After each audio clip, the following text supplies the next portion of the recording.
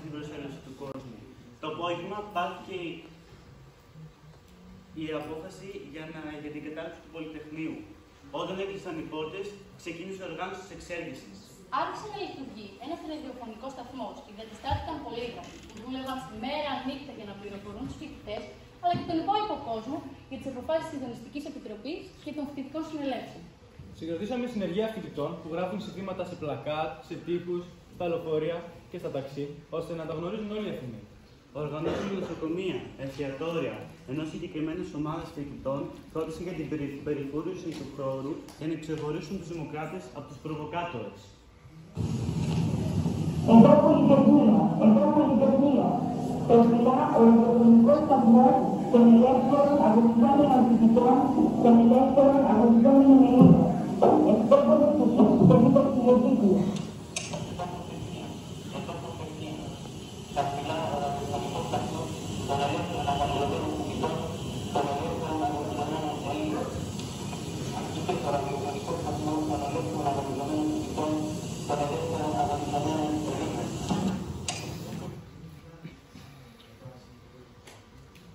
Κωστούλα Μητροπούλου, 1050 χιλιόκυπη. Εδώ Πολυτεχνείο. Αυτή η φωνή που τρέμει στον αέρα, δεν σου στείλε ένα μήνυμα μητέρα. Αυτή η φωνή δεν ήταν εφηβιού σου, ήταν φωνές χιλιάδες του λαού σου. Εδώ Πολυτεχνείο.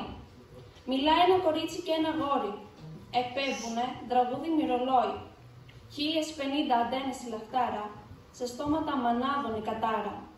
Και τα κορίτσια και τα γόρια που μιλούσαν, 3 μέρες και 3 νύχτες δεν μετρούσαν. Δοκίμαζαν τις λέξεις με αγωνία και αλλάζανε ρυθμό στην ιστορία. Εδώ Πολυτεχνείο.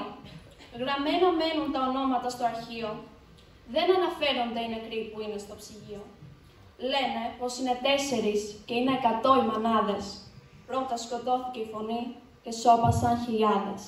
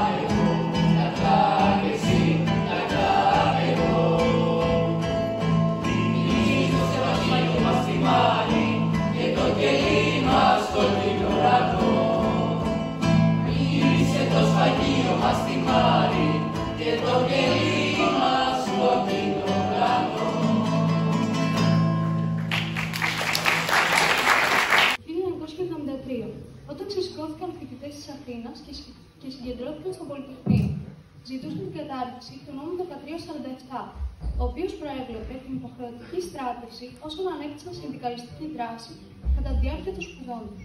Η αστυνομία, παραβιάζοντας το πανεπιστημιακό άσυλο, μπήκε στο χώρο του Ιδρύματος, συνέλαβε 11 φοιτητές και τους παρέπεψε σε δίκη με την κατηγορία της περίβρησης αρχής. Οι 8 καταδικάστηκαν σε διάφορες ποινές, ενώ περίπου 100 άλλοι αναγκάστηκαν να διακόψουν τις σπουδές τους και να βρεθούν στο χακί. Στις 21 Φεβρουαρίου 1973, 7 ημέρες μετά τα πρώτα γεγονότα του Πολυτεχνείου, οι φοιτητές κατέλαβαν το κτίριο της Συνολικής Σχολής στην Αθήνα, προβάλλοντας τα συνθήματα «Δημοκρατία, κάτω η Χούντα και ζήτω ελευθερία». Καβαλίκεψε. «Κομινέ», φωνάξαμε. Γύρισε και μας κοίταξε. Δεν φορούσε επίδεσμο, ούτε στεφάνι. Άσπρα άλογα, κόκκινα άλογα και μαύρο. Πιο μαύρο. Καλπασμός ιστορία. Να προφτάσουμε.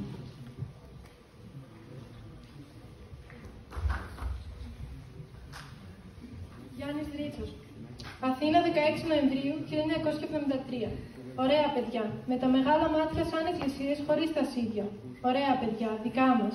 Με τη μεγάλη θλίψη των αντρίων. Αψήφιστοι. Όρθιοι στα προπήλαια, στον πέτρινο αέρα. Έτοιμο χέρι, έτοιμο μάτι. Πώς μεγαλώνει το μπόι, το βήμα και η παλάμη του ανθρώπου. 17 Νοεμβρίου. Βαριά σιωπή. Διάκριτη από τους πυροβολισμούς. Πικρή πολιτεία. Αίμα, φωτιά, η πεσμένη πόρτα, ο καπνός, το ξύδι. Ποιος θα πει περιμένω από το μέσα μαύρο. Μικροί σκηνοβάτες με τα μεγάλα παπούτσια. Με έναν επίδεσμο φωτιά στο κούτελο. Κόκκινο σύρμα, κόκκινο πουλί. Και το μοναχικό σκυλί στα αποκλεισμένα προάστια. Ενώ χαράζει η χρωμότερη μέρα πίσω από τα καπνισμένα γάλματα. Και ακούγεται ακόμη η τελευταία κραυγή διαλυμένη στους λεωφόρους. Πάνω από τα τάγκς, μέσα στους κόρχιους πυροβολισμούς. Πώς μπορείτε λοιπόν να κοιμάστε.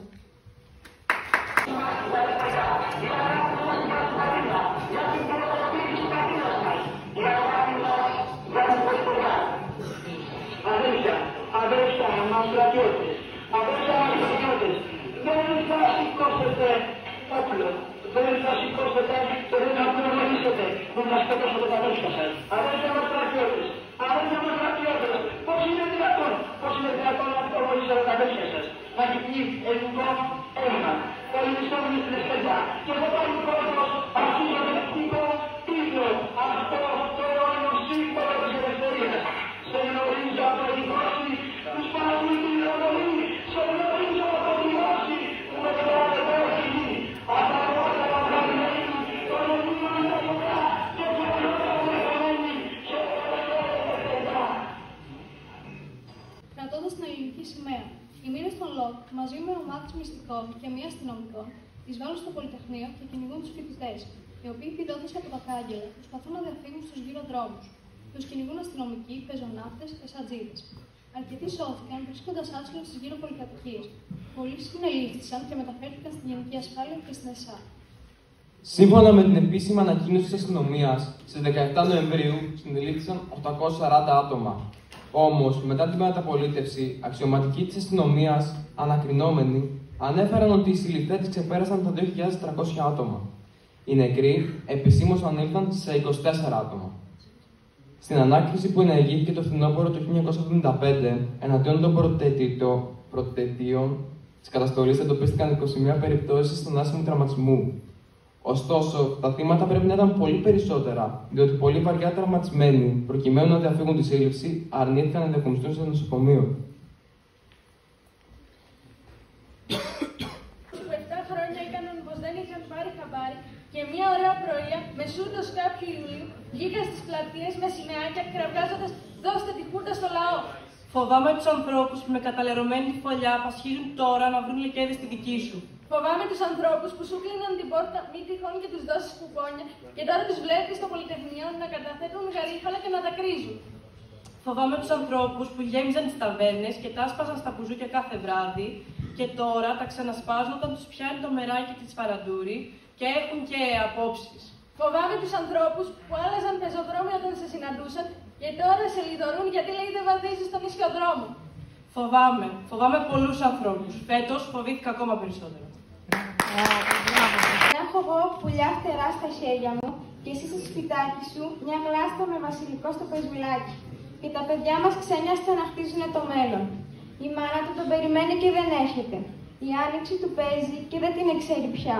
Στις φλέβες του αίμα σταματημένο και πικρό, γυαλί σπασμένο κόσμο, σοδιασμένο πάνω του.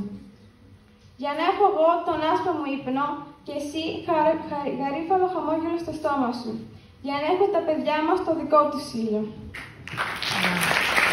Ένα τυραννικό καθεστώς που τους αφαιρούσε το δικαίωμα στη μόρφωση, στη δουλειά, στην ελευθερία, το δικαίωμα στη ζωή.